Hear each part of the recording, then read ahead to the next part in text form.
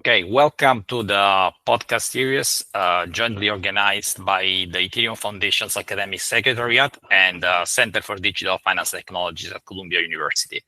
This is the second webinar of the series, and today we have the pleasure of having with us Urban Jermann, who is the Safra Professor of International Finance and Capital Markets at the Wharton School of Business at the University of Pennsylvania, and Ansgar Dietrichs and Caspar Schwarz-Schilling from the Ethereum Foundation, where they serve as researchers and developers of the ecosystems. So I'm here to moderate a podcast jointly with Fahad Saleh, who is the Emerson Merrill Lynch Professor at the University of Florida, and Shyam Sridhar, who is the Academic Secretariat at the Ethereum Foundation. And the Secretariat of the Ethereum Foundation is one of our co-organizers of this podcast series. Okay, so today we're very pleased to discuss Ethereum viewed as an economic system. And in fact, I think what we will do is we will dig into issuance policies, markets incentives, and staking, and try to understand how these interact to pin down the long-run supply of the Ethereum cryptocurrency. And we will evaluate liquid staking concerns, how upgrades that have been done last year, like the Denkan update and L2 introduction of L2 scaling is impacting the long-run levels of staking. So these will be all topics that we will dig deeply today, and we have three experts who will illuminate and discuss the key aspects of all those topics. Okay, just to level set the audience, I would like to start asking Caspar if you can please describe briefly what is the Ethereum issuance policy, what is the motivation behind it? Yeah, thank you. I mean, also kind of maybe just to start, great to see sort of academic contributions from Urban and others on this topic. It's nice to have this exchange between academics and practitioners. I think, yeah, lots to be learned on both sides. So yeah, thank you for facilitating this dialogue. But yeah, coming back to the question, kind of issuance and the Ethereum's policy on it, and what kind of even is the motivation behind it. Yeah, maybe just the basics, sort of what even is issuance, why do we need it? I guess issuance are effectively rewards paid out by the Ethereum protocol to what we call validators. And these rewards are basically freshly minted ETH that the protocol generates. And it's basically a way for the protocol to recruit these validators. Validating Ethereum kind of takes work and capital. And so people don't volunteer their money and time too much. And so basically the protocol has this issuance lever as a way to sort of incentivize people to do this job. And yeah, basically the job of validators is then to kind of produce blocks in the first place, but then also vote on them in order to secure the chain. So yeah, basically validators both produce the chain, but then also secure it by kind of voting on blocks and kind of opining whether, basically attesting to whether a block is a valid extension of the chain. And then because these validators kind of are staking their ETH, basically sort of locking up their ETH in a smart contract, the protocol can enforce some rules around kind of honest behavior. And so deviating from that honest behavior is then sort of, in some cases, provable and also penalized by the protocol. So for example, to propose and vote for two conflicting blocks is sort of provably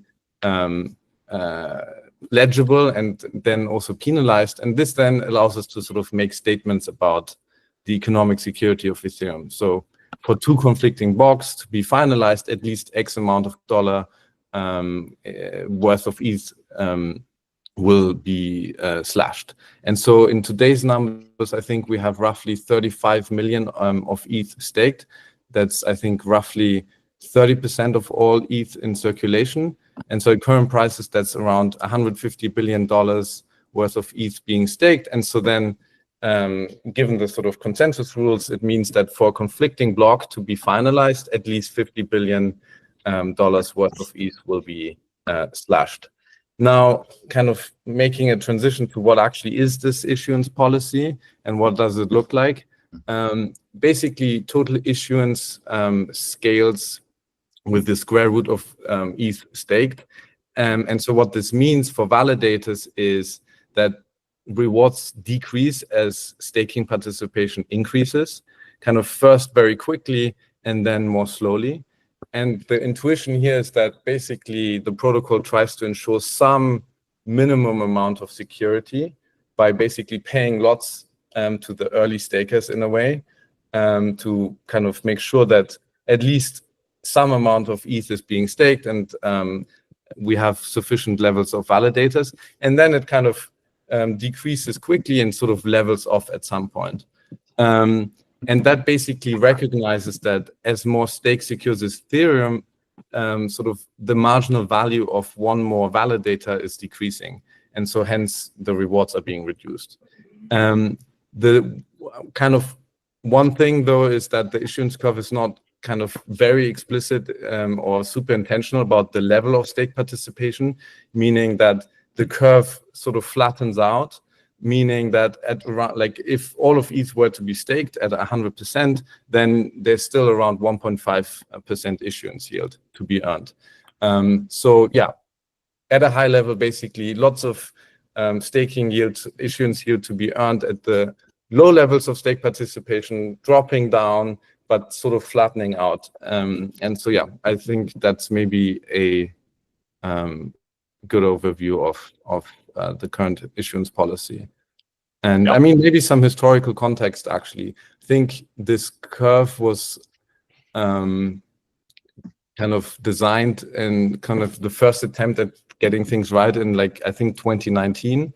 And a fun fact, at the time, people were actually kind of worried that not enough people would be staking. And nowadays, kind of the concerns have flipped into the opposite for some. And I'm sure we'll get into that a bit later as well. Yeah, perfect, Caspar. Thanks for providing a very interesting overview. And I think this also connects nicely with the economics of Ethereum, and specifically the economics of this equilibrium of this supply of ETH. And for this extent, I would like to ask Urban, who is the author of one of the main paper in the Proof-of-Stake Ethereum, who looks at the Proof-of-Stake Ethereum as really a microfinance model. I think his paper has a lot to say in that regard. And I would like to ask Urban if he can provide maybe some details about what are the economic determinants of the ETH supply, especially given that his paper views ETH supply as an equilibrium quantity and as a result of an endogenous mechanism. All right. Yeah. Thanks, Agostino. Thanks for having me. Also, I think it's great to be here with experts from the Ethereum Foundation. Good to discuss this across areas. So to your questions, the ETH money supply. Yeah, so the total outstanding amount of money changes for two reasons. There's two components that contribute to the change. One is the issuance, Caspar just described, and so that increases obviously the money supply. And then you have the burn, what's called the burn. It's the removal of ETH from circulation, and that comes about from fee income. And so if you want to think about the equilibrium sort of or the economic determinants of what money should sort of behave, the money supply, then it's these two components we have to look at. Okay, so what are the economic determinants behind these two components?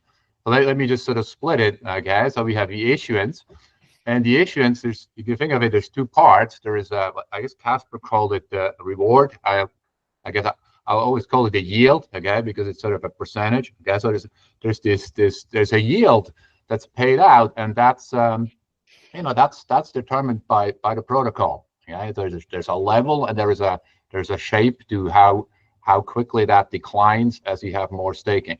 Okay, so obviously the more generous this yield function is, the issuance curve, the more money is issued over time.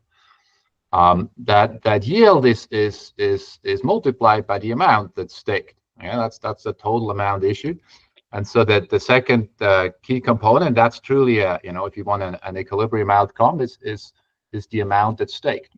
Everything else equal, more staking, more staking rewards are paid out. This adds to the money supply.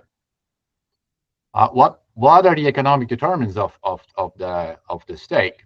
Yeah, and I think number one is as Caspar discussed. I think it's just how much you get paid for staking. Okay, that's the direct reward, and so you can see that this is really key. Okay, if you have a generous issuance curve, that the yield goes up per unit, and then you also attract more stake. Okay, so that's really the number one factor that determines how money, how much money is added to the system.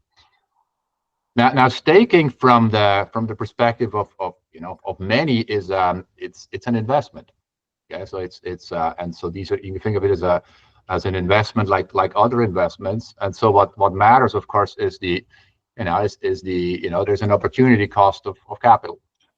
And so this investment decision, it is made as a function of expected return, risks, and that's compared to alternative investment opportunities. Okay, so I think I always like to have a good benchmark of what's the current sort of required return or opportunity outside of Ethereum is just U.S. interest rates. Okay, if U.S. interest rates recently they just come down.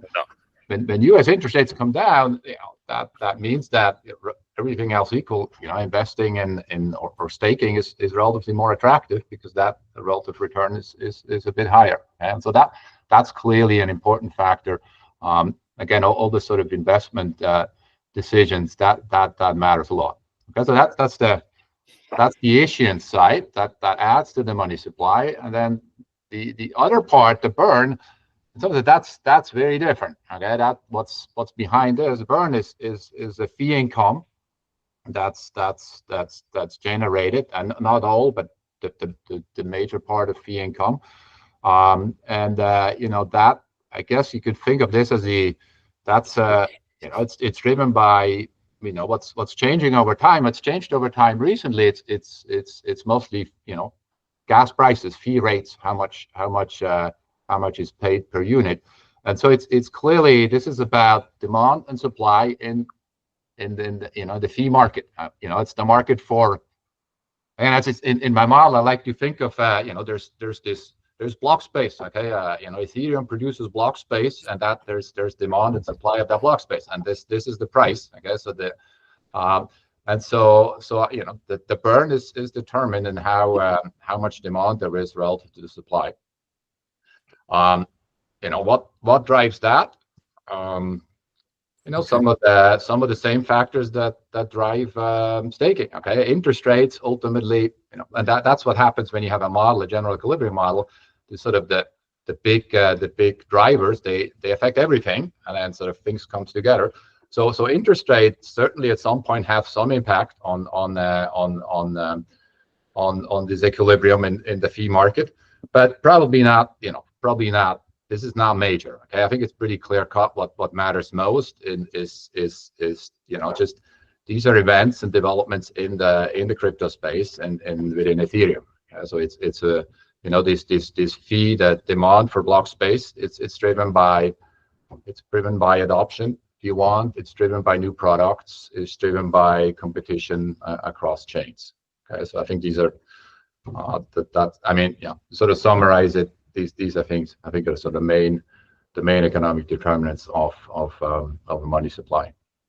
So I'd like to double click a bit here on thinking about the equilibrium supply of Ether. And I think one sort of practically important thing that comes out of your work that I'd like to highlight here is that it does take a stand on, for instance, whether the long run ETH supply is unbounded or bounded, right? So if you completely sort of abstract from some of the core details of the setting, which luckily your paper doesn't, and I think that's what I want to sort of focus on. But if you were completely naive coming into this, you could imagine a world where you say like, okay, staking is an investment. Given, let's just say, given some interest rate climate, there is some level of staking that we'll have, which will correspond to some issuance rate. And then there's like a detached process, which has to do with the burning associated with demand for services on, on Ethereum, and so there's some gap between, let's say, the amount of issuance that would arise due to that calculation of like an opportunity cost calculation versus kind of this, how useful is block space type of calculation. And so, for instance, it could be that the gap is positive. And so you could end up implying, for instance, a long run diverging Ether supply. But you actually find that's not the case. And I think there's actually some deep, important economics that gets you there. And so, before I turn it over to you to sort of share and clarify that, I want to highlight, people talk a lot about Bitcoin's supply policy, and they almost talk about it. I think in the crypto community, they're a little too positive about it, because they kind of like the idea of not having too many in circulation. And the brilliant idea of Bitcoin was that we just will literally hard cap it, as though like that's a brilliant idea of any kind, right? But what's kind of spectacular about Ethereum is that there is no hard cap. But essentially, your work sort of highlights that the economics of it seems to suggest that while there may not be a hard cap, it is actually a sort of thing that you should expect in the long run to have a center of gravity, and it shouldn't really explode. And so I'd like you to kind of clarify why, for instance, you find that there is a long run finite Ether supply, why we shouldn't expect it to explode. I think one of the important things here that does matter is, like, we've been talking about yields, but we haven't really been clarifying like nominal versus real, right? So saying I get 3% Ether is not quite the same thing as clarifying what that is in economic value when you're comparing it, for instance, to, let's say, T-bills that are paying, in dollars. And so, yeah, so I guess at a high level, could you clarify why what the economic mechanism is such that we should expect that Ether supply shouldn't just diverge? Yeah. So in as you said, in my model, you have in that, eventually the supply of money is stabilizes. Okay, so in the model, because it never stops moving around, but it moves around a sort of what you call a constant mean. Okay, so it's the level is stationary, if you want. Okay, a level is stationary. Now, why is that? And what else could happen possibly here? I think so. I think a good comparison is in my model. You could think of that.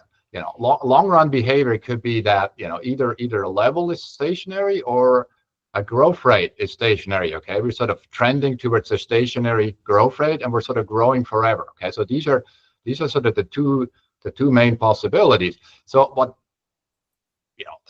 the sort of economic explanation of what I find, it's not so much the model, but it's just the sort of the specification of the issuance curves that's really behind this. Okay,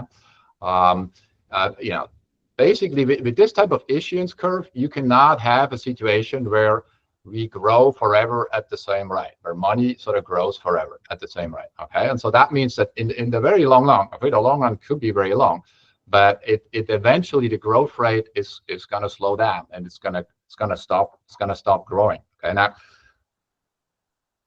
the level of ETH is not necessarily unbounded. Okay, again, I'm not going to go too much into sort of the mathematical details, but definitely it's going to stop growing. You cannot have a growth forever. Now, why is that? Okay, I'll just give you some intuition, and it's we have these issuance curve. Okay, so if you look at it specifically, it's as Caspar explained, the amount of issuance it scales with the amount at stake.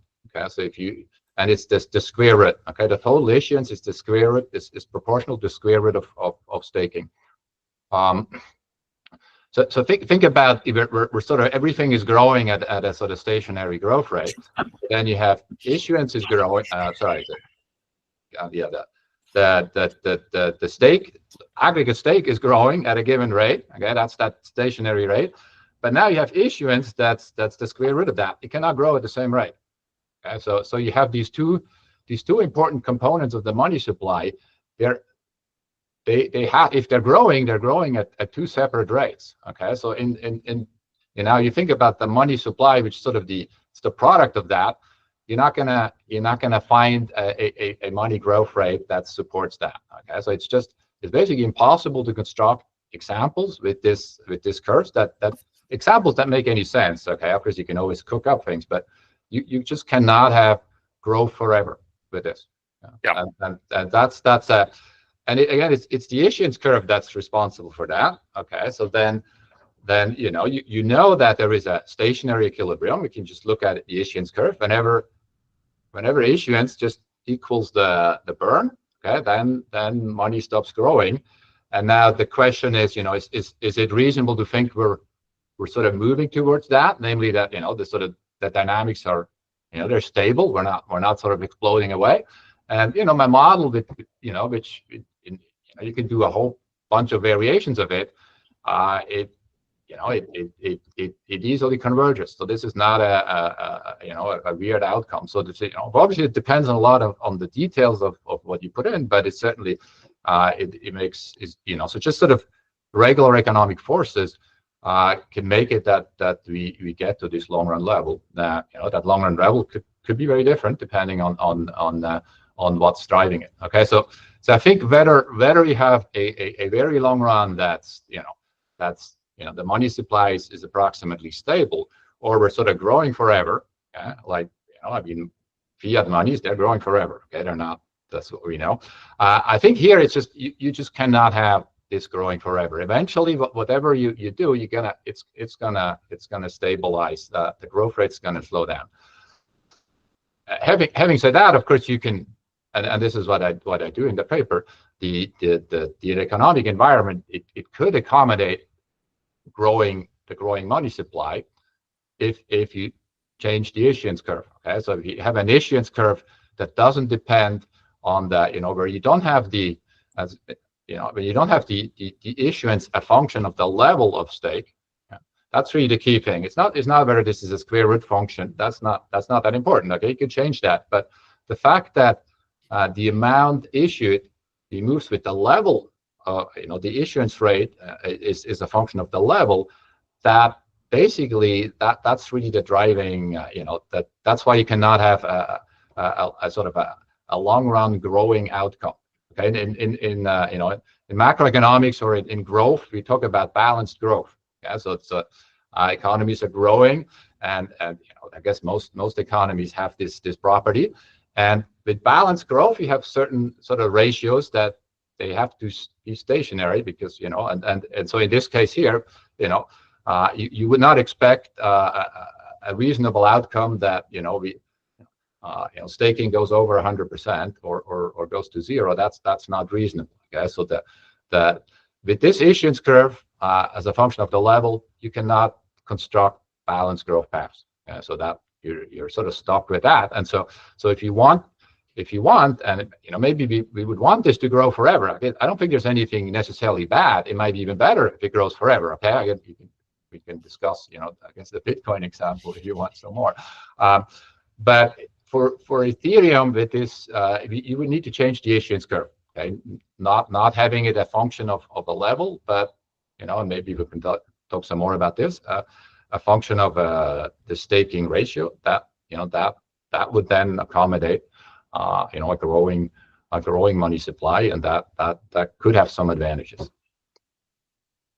Maybe just to very briefly jump into this, because I really think this is a very key insight of the paper, and in general, it has been like an aspect of the Ethereum kind of issuance situation that in principle was understood, but I don't think really most people have been aware of it traditionally in the Ethereum ecosystem. And that is really this that there's this very crucial nature to the issuance curve, where basically like you can either specify the issuance curve as a function of the literal, like the absolute amount of each stake, just like a number, like 100, like 1 million ETH, 10 million ETH, or you can, in principle, specify it as a the ratio, right? Like 10% staked. And the long run equilibrium outcome really fundamentally changes depending on which of the two paths you choose. And it's easy to not see that because these effects are on such long time scales, right? Like if you look at Urban's paper, I think there's also this projection about like in time, and you have this movement on the order of decades. Like it would not be a quick equilibrium. It's really like it's drifting on the order of decades. But basically, if you zoom out, and the intuition behind it is really in a way very simple, right? Like if you specify it in a nominal amount of ETH, then basically it has this automatic break built in, where as if you were for a second to ignore the burn, right? The burn would go down to 0 or something. As basically like there's, or like close to 0, as there's more and more ETH total supply, basically the even at a constant ratio of stake, basically the issuance level would keep going down. So there's this automatic kind of issuance break built in that wasn't intentional. That's just falling out of the fact that we are specifying it as a function of the absolute number of ETH staked. Now, why do we even do that? That is really purely an implementation detail. That was not intentional. That was just because we just have no way of tracking the absolute ETH supply in protocol today. So there's just no way of even making it a function of the ratio. That would require like sometimes Bitcoiners make fun of Ethereum for that, actually, because like we have, you can off-chain very easily like calculate the exact number of ETH in existence, but on-chain from inside of the protocol, it's actually quite hard to have like the exact number. You can have a ballpark, but it's quite hard to have the exact number. So it would require protocol changes to even track the absolute ETH supply, and only then could you make it a function of the relative. So basically, like the situation, and again, like this is all just basically summarizing. I would recommend anyone go and really read Urban's paper. It's amazing, and like I think it really like goes through this in like very rigorous detail. But basically, the summary is just that like if Ethereum were to never change issuance at all again, which is a valid potential choice, right? Like the Bitcoin style approach of like it's just important that this is reliable and we never change it, then this automatic break will, on the order of decades, basically lead to some equilibrium level. And whether that equilibrium level is above or below today's like 120 million ETH supply, really it falls out of the empirical demand level for mainnet block space, right? So like depending on what you put in, like I think in Urban's paper, there's like empirical data from the historical demand level of Ethereum. So if you do that, I think you come out to an equilibrium level of ETH that is actually below the current 120 million, so that you would basically like find your equilibrium there. If you have different, basically like demand levels change significantly going into the future, you would have a different equilibrium level. But the point is, either way, at some point you'd find that equilibrium because of that built-in break in the mechanism. If you wanted to change to a mechanism that is basically instead and focused on the relative staking ratio, and we can talk in a second about why that might be desirable, then you would no longer have this automatic break, and then you basically have to talk about some more involved changes to the issuance curve if you wanted to again have some sort of stable equilibrium solution instead of, as Urban was saying, like a continuous increase in total money supply. So, Ansgar, that was the perfectly placed comment because it's exactly where I wanted to go next. I wanted to talk about the equilibrium staking ratio. And, you know, actually, it reminds me, so at the top, when Caspar gave sort of the first answer, he touched on security. And I've heard people argue in the Ethereum community, not necessarily people on this call, but people in the Ethereum community argue about kind of what is important for security. Is it the equilibrium staking level? Is it the equilibrium staking ratio? Okay, usually they don't use the word equilibrium, but is it the staking level or the staking ratio? And so, you know, you were talking a bit like more at the mechanical level, how it would affect issuance as to whether the curve was a function of staking ratio versus staking level, et cetera.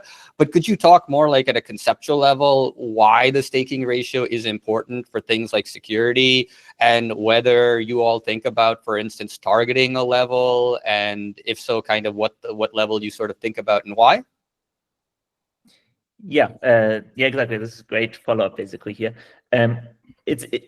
As we talked about, right, like there's one main purpose to issuance, that is the security. There's actually a second purpose. I can talk about it in a second, but the main purpose is really the security guarantee. And then the question is, how do you even measure security, right? And that's actually more difficult than you would think. On a pure blockchain like Bitcoin, that's quite simple. Like, why pure? Because Bitcoin, the only thing it secures is Bitcoin transfers, right? So basically, like as the market cap of Bitcoin doubles, then also like the total amount of activity you secure doubles, right? but also the value of the security payments doubles. So there's this nice automatic kind of connection. On Ethereum, you have two things. You secure both ETH transfers and usage of ETH, and so that scales. Like if the market cap of ETH doubles, then also the security spending of Ethereum doubles, but also the security needs doubles. So that is nicely connected. What is different on Ethereum is that you separately also secure all types of like non-ETH related activity, right? You have stablecoin payments, you have real world assets, you have whatever else kind of activity of these L2 settlements, and their security needs in a way is much more like measured in dollars than in ETH. And so it is already in a way like a very non-trivial challenge to even like pick a security level for Ethereum, because if you just measure it in ETH, you're only like focusing on this one side of the need for security, but not the other side. But basically like measuring it in ETH is in a way the best we can do, because there's no other, like we don't have control, and particularly this has been like discussed in the Ethereum community for a while. If you ever were to have the ETH market cap fall below like some sort of minimum level, you could still secure ETH itself, but you could no longer secure like the global economy on top, right?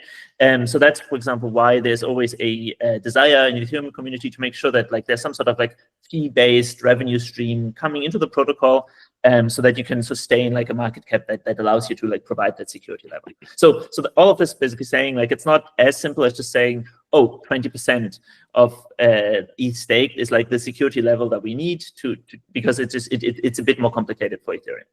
And that said, still, we think that basically like thinking about it in like a ratio of ETH stake is a good like first pass way of measuring like this very abstract concept of security level. A few more comments on that. So one, if we were to indeed just never change the issuance policy again, in some sense we get for free this property that we will have some sort of like at any given block space demand level, we would have some natural equilibrium point, at least. Not that we actually reach that point, as Evan is saying, it's more like about hovering about, and obviously that would be a dynamic process, but at least there would be some natural kind of gravity well towards some specific staking ratio anyway. We don't love, I think, the aspect of that's not something that's directly in our control, right? Like what level that is just falls out of the demand level for block space. That's not an intentional choice on our part.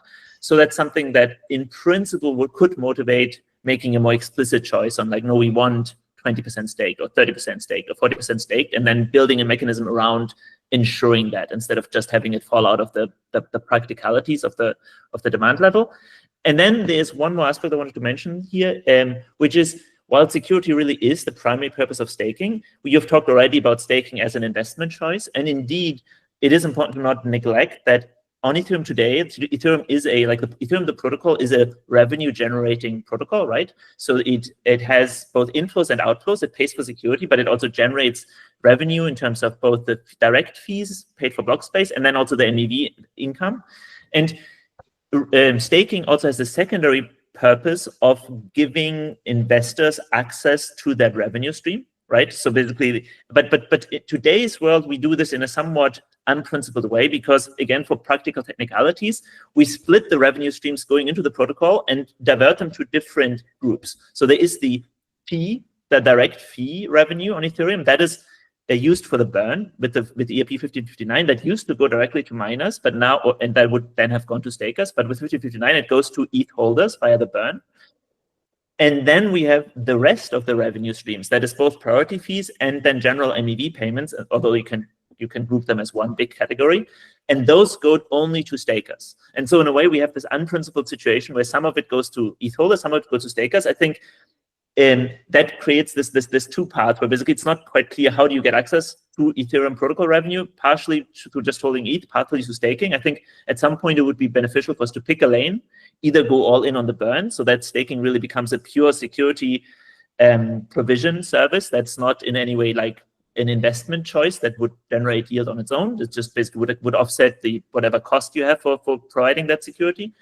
Or we go the other way and we really reroute all the revenue to stakers. And that way then basically staking is the primary like also investment vehicle in the protocol as a revenue generating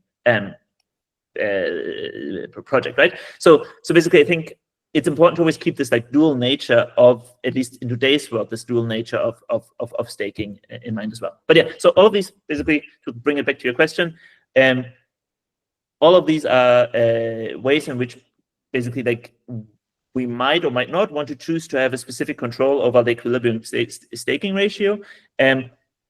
Why would it basically, why is there, as Caspar was saying, like it could be if the ratio is too low, we might have security issues.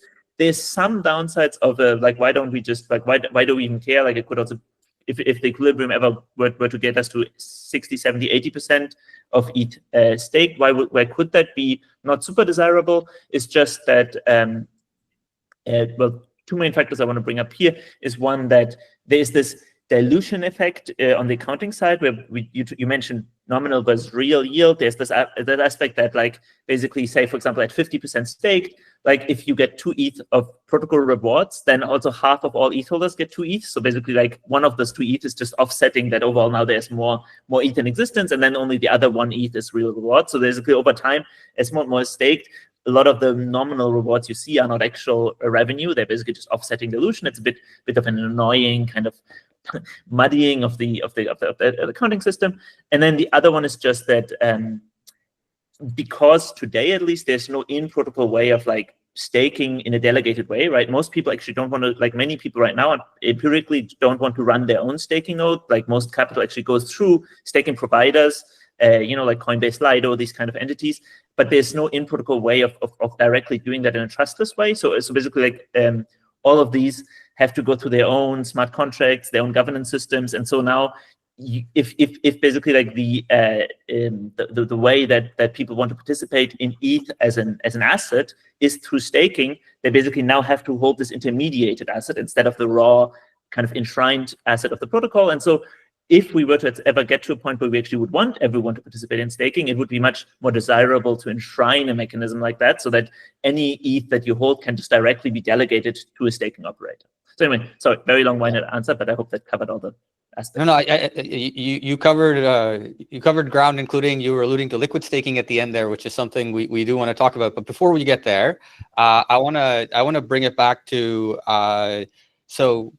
Urban, one of the things that I think is really compelling about your model is sort of the depth at which you're capturing a lot of the stuff that Ansgar was talking about, right? So like you are modeling the staking rewards as inflationary transfers as they are. You're capturing sort of the square root process that Caspar was alluding to at the top. You're also building in EIP 1559, which both with the base and the priority fee side. So a lot of the stuff that Ansgar was just talking about, I think, are actually sort of in your model, and so we can think sort of about the endogenous economic effects rather than just the mechanical effects. And so I wanted to see whether you could maybe provide a little bit of context then from an economic perspective. How should we think about the equilibrium staking ratio, to the extent that there are different forces determining it than the equilibrium staking level, and also to the extent that the Ethereum community does think that sort of targeting an approximate level. And I think, you mentioned earlier, like even when we were talking about long run equilibrium supply, we don't mean that like there'll be a fixed number and it'll be stuck there forever. Like, oh, we've minted, however many Bitcoin we're going to mint forever, and we're never going to mint another one, so it's stuck there. Short of people losing access to their own wallets, then there's some loss in circulation. You mean that there is going to be some volatility around these things? It's just more about whether there's kind of whether these processes are diverging, or whether they have a center of gravity that is interior, if you like. And so could you, on the one hand, provide some context on the economics that go into the staking ratio as distinct from the staking level, and also just provide some context on how practitioners might think about sort of setting a certain center of gravity? Yes. Okay. So let's start with the staking ratio. Okay, so ratio is how much is staked divided by the total money supply. So that's or staking share. Now, maybe somewhat surprisingly, in at least initially to me, in my model, this staking ratio in the long run equilibrium does not depend on the parameters of the issuance curve. Okay, so you can make issuance twice as generous, and then staking in amounts goes up, but in the long run, other, the sort of non-staked amount of ETH also goes up. Okay, so in the long run, these things sort of have the same. Most of them, they sort of move up and down together, and so the staking ratio is one relative to the other. Okay, so what determines that ratio? It's not the parameters of the issuance curve. Okay, which means that, of course, that's a property, but it also means that tweaking the parameters of the issuance curve within the current sort of class of functions, okay, making just the reward factor smaller or bigger, or changing the square root into some other function, that's not going to affect in the long run the staking ratio. Okay, that's just have, so it's a sense in which within this class of issuance curves, the monetary policy is neutral. It doesn't affect the staking ratio. Okay. But so guys, just to clarify, when you talk about the class, are you referring to like functions of the staking level? That's right. It's the key is that it's a function of the staking level. Okay. So that, and so what matters, of course, in my model, it's the staking ratio is pinned down by sort of real parameters of the environment. It's about fundamental things that are not linked directly to this issuance policy. It's how users value block space relative to money. Okay, that's, of course, this is a bit abstract, but that's sort of a you can think of it as a more fundamental value that's not directly under the control of a sort of a protocol policymaker. Other things that matter is now with L2s is how the production, how we think about production of L2 block space relative to L1. So it's sort of that the real fundamental parameters of the model that matter, and it's not the nominal specification of this issuance curve. Okay. But so then is it? That's a key result, okay? So you can do, you can change things, and that just comes back. It always comes back, and for a while I was bothered by it because I wanted to study the impact of changing the curve. Okay, I wanted to see how you change the curve. How does this affect the staking level? And I just I could try all sorts of different mechanisms of how money and the real economy interact. And I never came up with anything that made sense and where you actually break this neutrality. Okay, and at some point I realized that this is a fundamental property. So of course, even if it depends on the assumptions in my model, but I think it's a much more fundamental property that goes back to economists think about the impact of money. Okay, so how does money affect the real economy? Okay, of course, that's a big question, but there's sort of one fundamental, monetary economies don't agree about much, okay? But I think they agree about the fact that in the long run, the level of money should not matter for real quantities, okay? So we have two economies, one has twice as much units of their money than the other, then, presumably prices are going to be twice as much, but everything else in the long run is approximately the same, okay? That's sort of this long run monetary neutrality with respect to the level, and so I think that's what we see here. Okay, we see that with changing the issuance curve, as long as the issuance curve is defined as a function of the level, okay, we end up comparing different worlds with different levels of money supply. Okay, but at the end of the day, money is roughly stationary in all of these, and so it's then not surprising that this policy is neutral with respect to, I think, so the real outcomes. I mean, a staking ratio, that's something real. It's not just nominal. Right? It's how much is staked relative to other uses, and so I think this is it's a fundamental property of the design of the issuance curve and just the way we think about how money affects the real economy in the long run. Yeah, so now, Urban, can I ask? Can I offer an analogy here? And I want to get your reaction to it. Like when we think about, for instance, setting interest rates in like the U.S. government policy, the Fed, right? Yeah. In some sense, the Fed's function is highly discretionary, right? Like it's not something we can read from source code or whatever, but it takes in a lot of stuff from the real world. And so here we're talking about a space where we, as you said, like we're talking about functions as a function of the staking level. And so, I mean, I guess what you're saying is like if they want to think about targeting a staking ratio, then you have to get kind of richer in some sense about the discretionary rules that are determining the issuance, right? As in some sense in practice what we have. Not necessarily. Okay, let me sort of break it up. So the issue is about monetary neutrality. At the end of the day, if you want to have some control over the staking ratio from the monetary policy side, and it could just be an issuance curve, which is a simple policy rule if you want. You have to make the policy rules so that you can control the growth rate. Okay, so of course, we think that monetary policy matters in the real world, and there's many models where people study the impact of monetary policy on the real world. And so, how does it matter in these models? It matters in these models through the growth rate. Yeah. An economy where you have, let's say 2% money growth rate and roughly 2% inflation in the long run, behaves very differently than an economy where you have 50% inflation, 50% money growth. Okay, that high inflation economies is a lot less efficient. There's a lot of distortions. Okay, and so variations at these levels. So this is what we think matters for how monetary policy has an impact on the real, again, a real economy, and in this case it would be the staking share.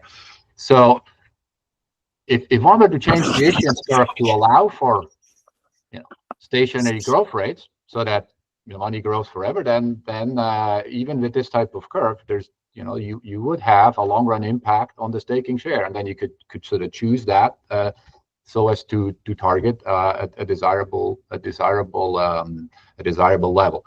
But what you alluded to, the discretion versus rules, that's in some sense different. I mean, it's this is sort of an issue of fine tuning things, but that it's not directly.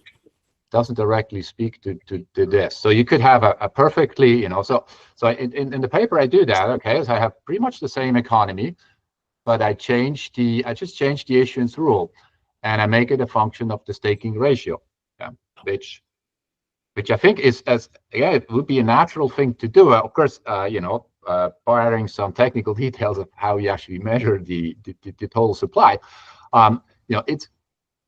it's natural. We talk about the staking ratio. We don't talk about the level. We're not saying, oh, it's really important that it's 35 million ETH that are staked. We're thinking about 20, 30, 40%. That's really the quantity we care about. And so that's another reason why having the issuance curve that reward a function of the ratio and not of a nominal absolute amount, I think would be that's what I would be doing, and I do it in my sort of simulated economy, and you could see that then you can start to change the parameters.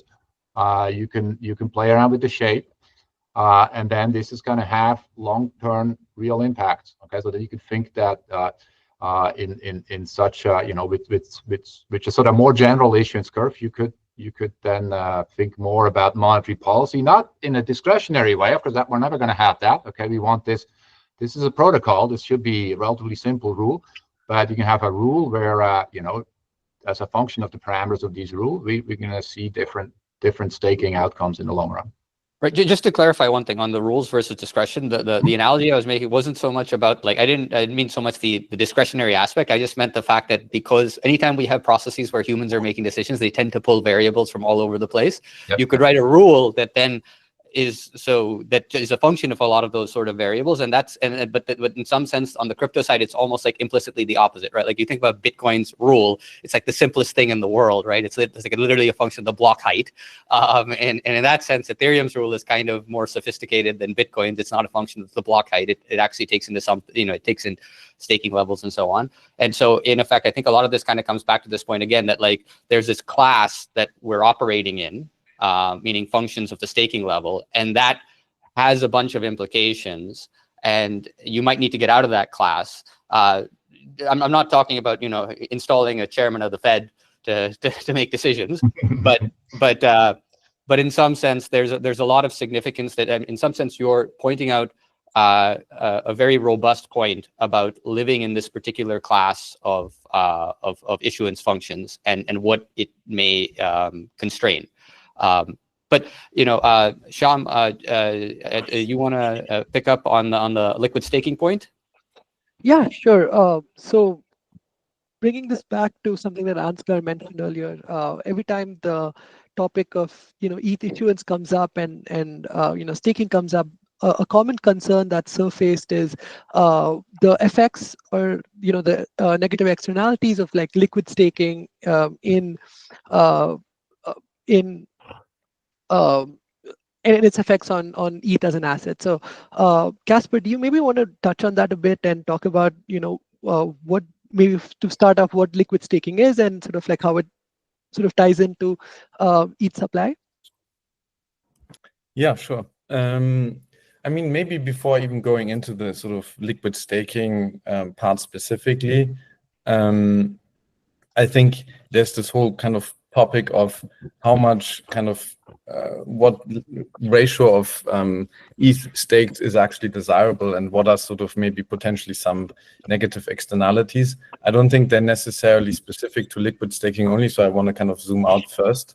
I mean, so on the one hand, there's basically like a couple points. Ansgar touched already on some of them, but basically, I think one kind of simple idea is this idea of sort of minimum viable issuance as a sort of guiding principle, suggesting basically to sort of ensure enough stake participation, but then also not go beyond once you're sufficiently secure.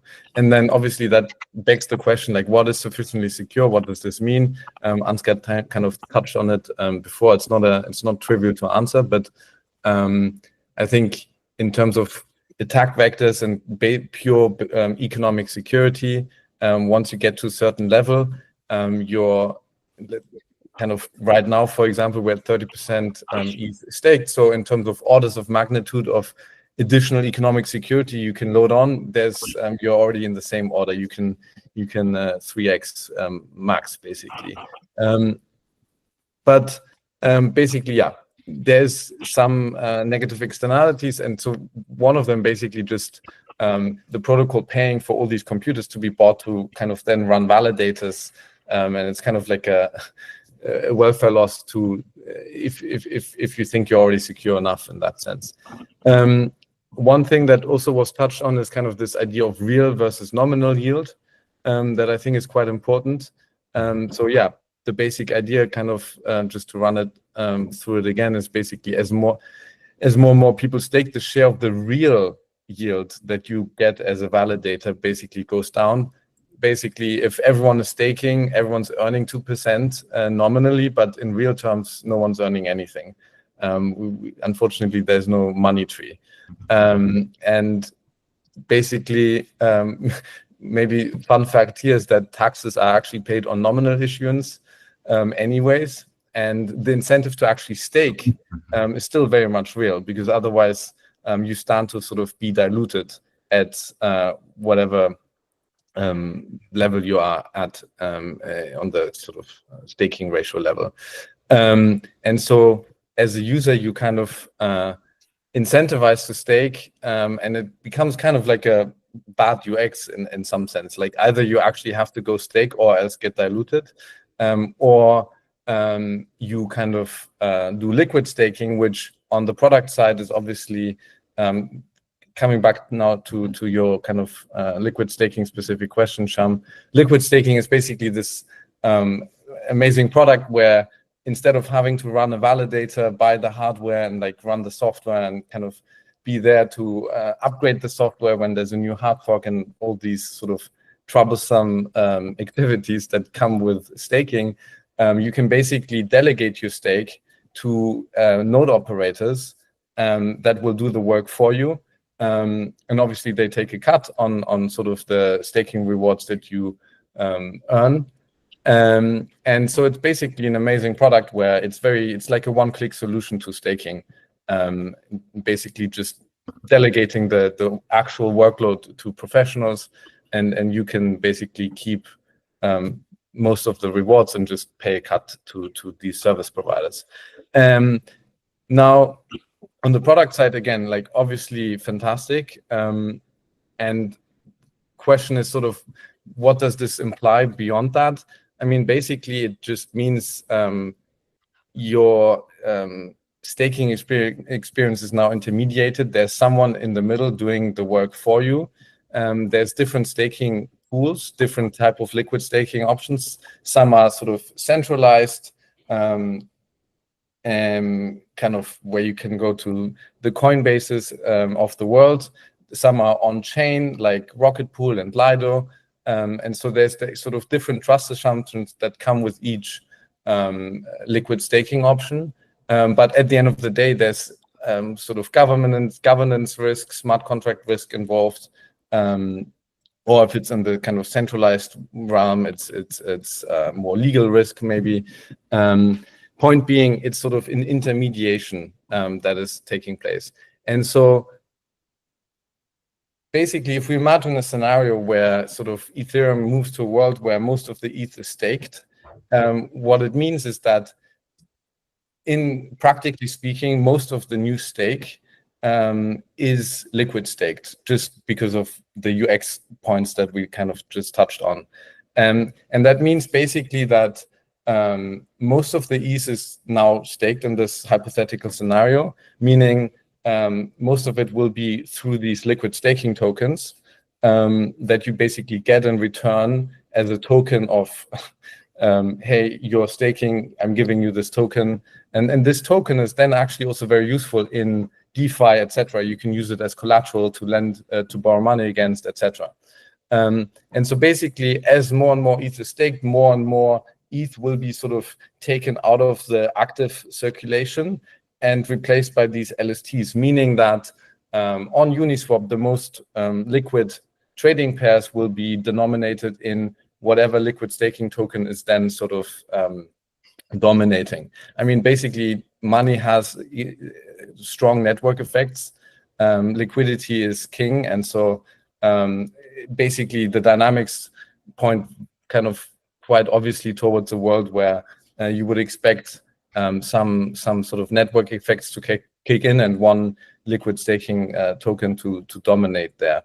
And so, yeah, basically, if the incentives are such that most of ETH gets staked and most of it is via this intermediated form of staking, it means basically that the de facto money of Ethereum becomes some intermediated asset that comes with new trust assumptions. And I guess one point is that for sort of, if you want to put it like that, but like for true economic scalability, you could argue that the money of Ethereum should be maximally trustless. And maximally trustless on Ethereum, by definition, kind of means raw ETH. And so that's, yeah, I'll leave it at that for now. Maybe a question for everyone is, to what extent, like, you see this liquid staking connected to the concept of rehypothecation of collateral in traditional systems? Like, do you think it's really the same, or you see some differences?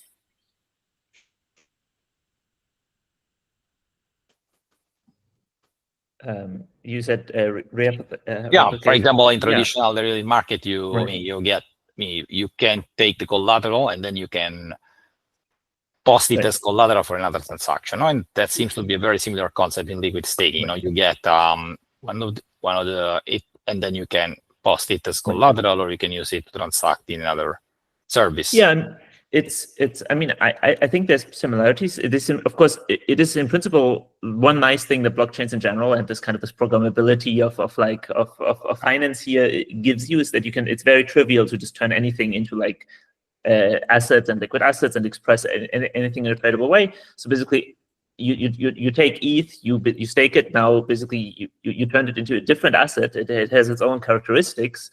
Yeah. For example, like you have to be now aware if you use this in DeFi, you have to be aware that this is has somewhat subtly different assumptions than the base ETH, right? So for example, if there was some sort of a misbehavior from the staking operator, you would have a slashing event, and so that staking token would lose some of its underlying value. But in principle, there's nothing wrong with that, right? Just as you can.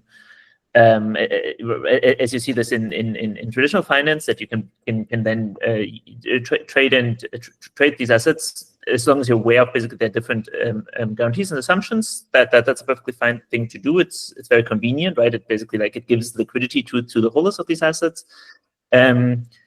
Yes, there's also of course the I'm not sure if maybe it's out of scope to talk about restaking here, but basically, I think maybe that specific use of you can imagine restaking if you want conceptually as first you create an LST and then you take the LST and redeposit it back into the I mean, usually it's done in one step, but basically you use your LST specifically as collateral for other processes, for other types of staking. And that I think then specifically, it's still fine. You just have to make sure you're very careful with how you do that, what the assumptions are. But I think that's in a way the most pure way in which that I think resembles these types of patterns. Okay, so I think that the main difference seems to be the fact that you could be slashed if you don't behave properly in the Ethereum ecosystem, whereas there is no equivalent of that in the traditional financial system. Okay, so if we kind of take a step back, so you can't help but wonder the name of the podcast is, from Whiteboard to Mainnet. So if you were to zoom in a little more on the Mainnet side of things, one thing that we've noticed is that prior to the recent Denkan upgrade, we noticed that the ETH supply was slightly decreasing. But post the upgrade, we can see that it's slightly increasing. Is there any particular reason for this change? What aspect of the change kind of can explain this? Maybe Ansgar, do you want to talk about this a bit? Yeah, of course, happy to. And of course, by the way, just because you mentioned Mainnet, just as a brief disclaimer, right? Caspar and I worked on this topic of issuance quite a bit, year and a half ago. Initially, we had some ideas around very immediately bringing some changes to the protocol. It turns out, of course, and we should have been aware of that a bit more, I think, that issuance and the predictability of this is a very sensitive topic for many stakeholders of the system, which makes perfect sense. So I think now when we talk about these topics, it's much more about the first pass kind of general analysis of the underlying mechanisms, and this might still down the road at some point end in some sort of protocol changes around issuance or might not, but it's much less. So basically none of this here is meant as a specific push for any changes or anything, right? This is just a general exploration. You asked about the kind of the total ETH supply level and how basically that went down for a while. So Ethereum was net deflationary, if you want to, or at least that's how ETH people always talk about it. And then that flipped after the hard fork. So 2 points on this. One, just the direct explanation of why that happened. That's specifically because we shipped this new feature called data availability in Ethereum. So for one big user of block space on Ethereum used to be layer 2s, rollups that basically they have their own layer 2 block space. Urban does a really good job in his paper exploring this kind of relationship. Basically it's in a way synthetic expansion of the L1 block space on the L2s, and then you compress that down. This compression is really the very crucial conceptual aspect of it, and then you basically post it on the L1 for verification. And for that, you need to consume both some compute to actually do the verification, but also you just have to post the data itself. That used to be very expensive because data in Ethereum is still quite rare. But conceptually, you don't actually need to fully bring the data into the Ethereum chain. You don't just have to verify its availability. So we basically extracted it out as a separate product that we are selling to L2s now called data availability. Blobs, people might have heard of. And so by splitting it out into a separate product, we made it much cheaper. And so that's why basically just one of the contributing factors for why overall fee revenue on Ethereum went down. And then also like just in terms of just it happened to coincide with this phase of there was a lot of like mainnet usage for more transient use cases, a lot of like this speculation elements and whatnot. So there was also separate factor of just general usage levels is going down a bit. The one point that I wanted to briefly talk about there is though that all of this needs to be understood under the lens of Ethereum's pricing mechanism today, which is congestion pricing. So the only mechanism, the only role, the only intention that we have today with how anything is priced on Ethereum is just pure efficient allocation of limited resources.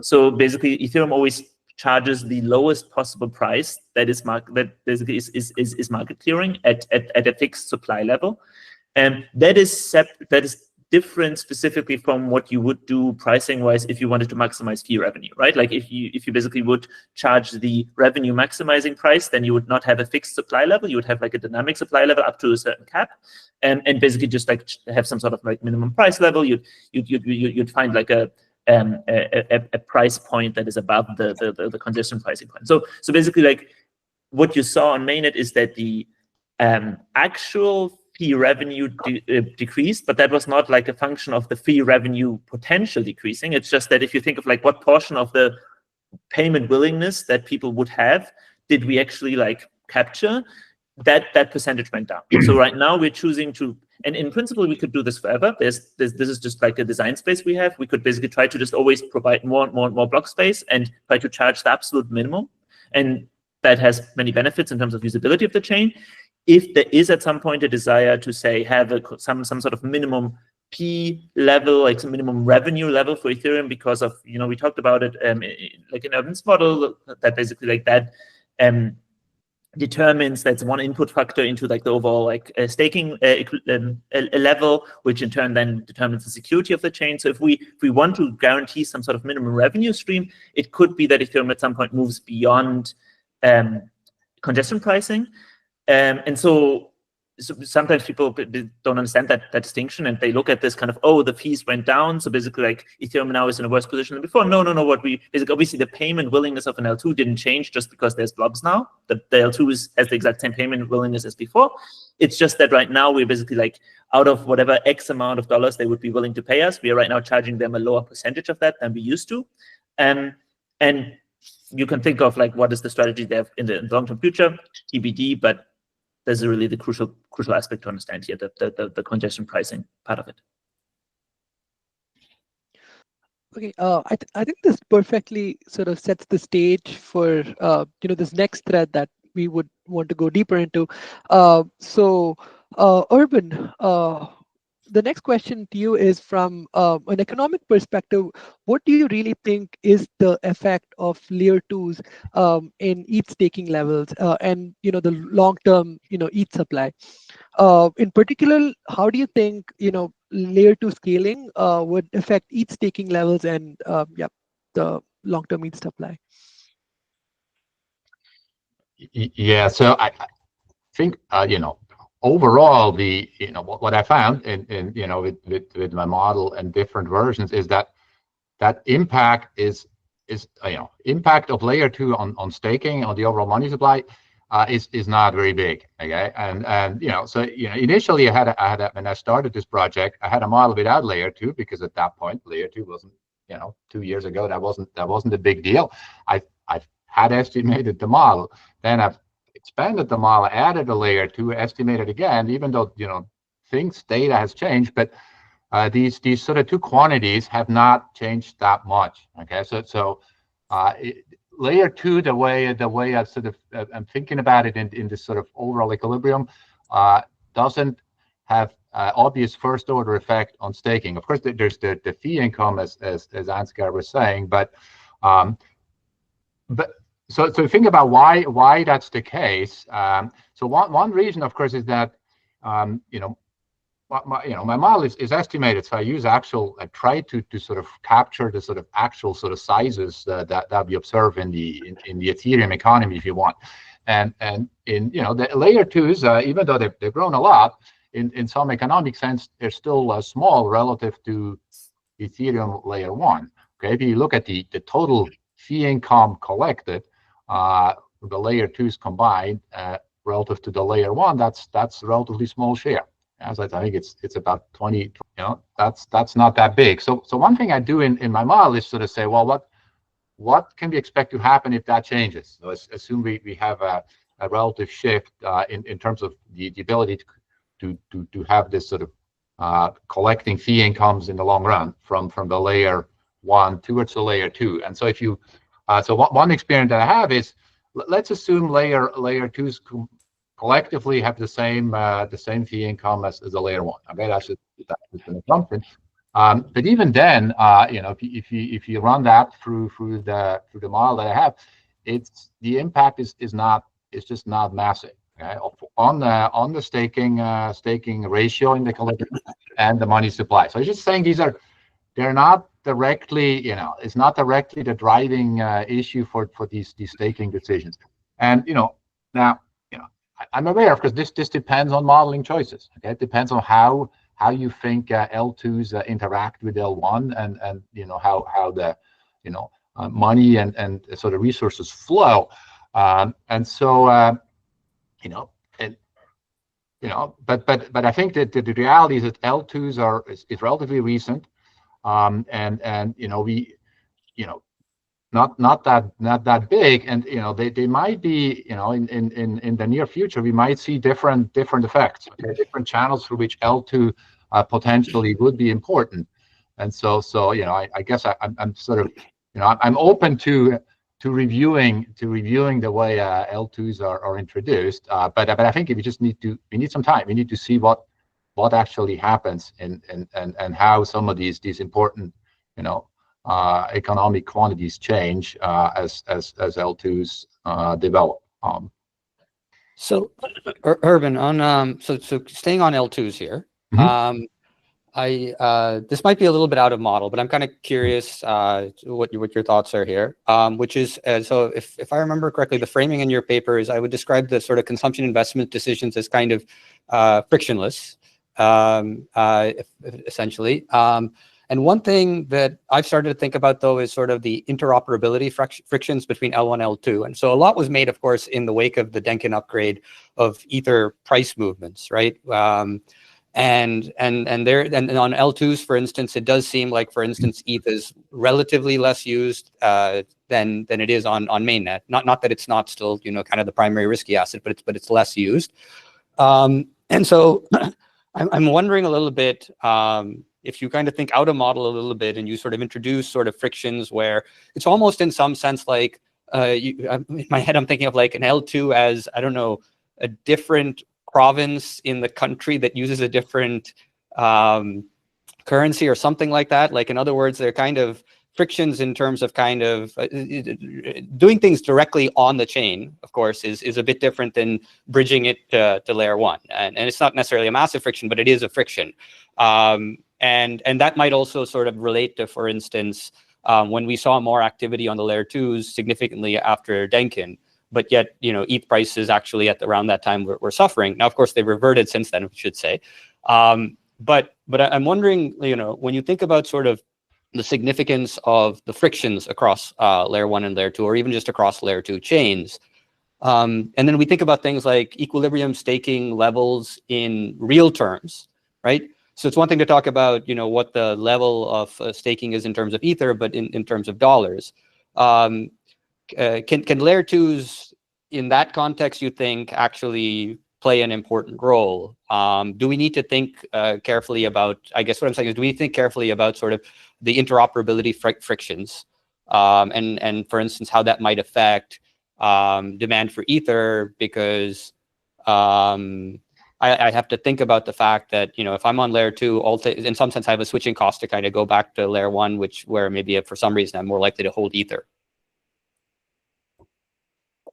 Yeah, I guess from a, it's I mean, hard question, okay, but sort of from a big picture, okay, where I think Ethereum is scaling with the L2s, and sort of there is complementary, there is some competition, okay. So I think at the end of the day, is our L2s helping scale and making Ethereum more valuable because it's used more? That's one mechanism. Or is it the alternative? Are L2s encroaching on some of the economic functions of the L1 and over time make the Ethereum the asset less used and less valuable?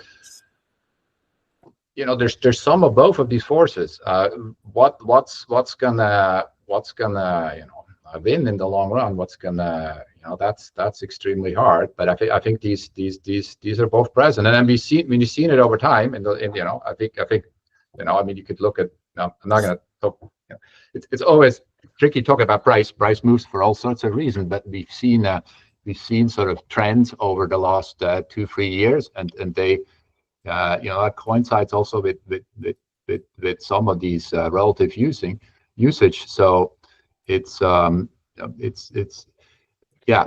So for instance, like, is there any analogy that could be useful when we think about things like unions across countries that nonetheless maintain different currencies, or the EU isn't quite right here because the euro was introduced, but you see what I'm kind of saying, right? Like, there's a sense in which a bunch of these things are like, what is Ethereum? Is it the whole ecosystem, or is it the mainnet chain, or and that's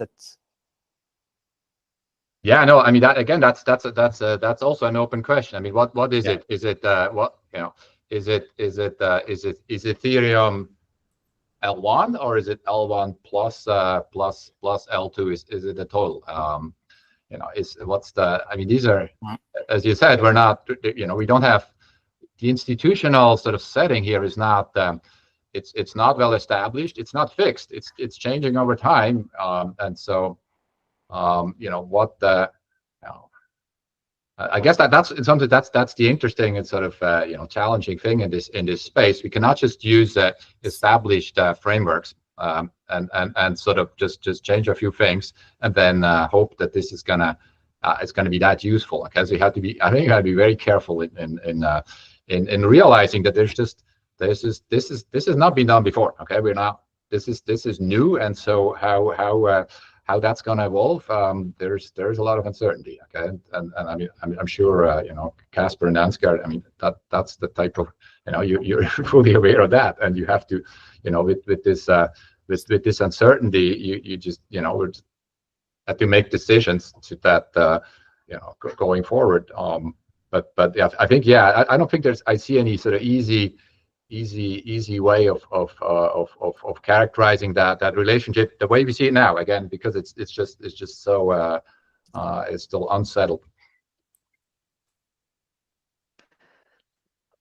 Okay, so I'm just being a little mindful of the time here. I think we might have just enough time to squeeze one more question.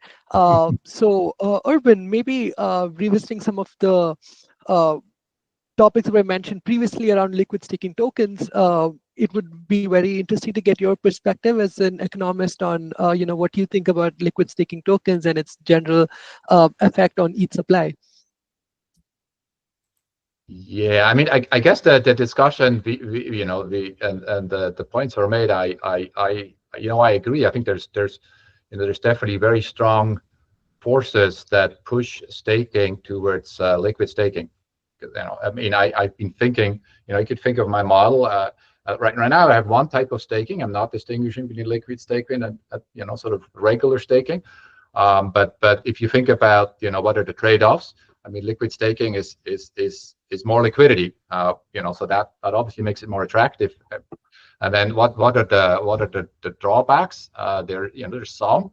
I mean, I guess Caspar mentioned some of them.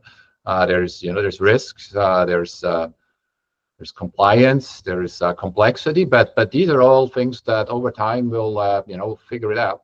So I think are going away. So I agree with what was said. There's strong incentives for further adoption of a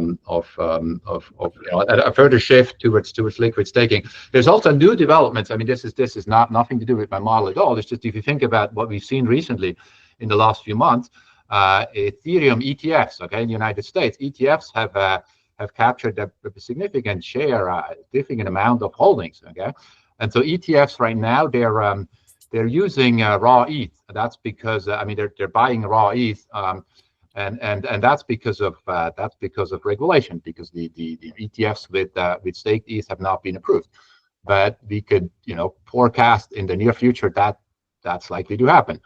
And then given that ETFs they cater to long run investors, there's going to be they will want to stake most likely. And so then the question is, well, what are they going to stake with?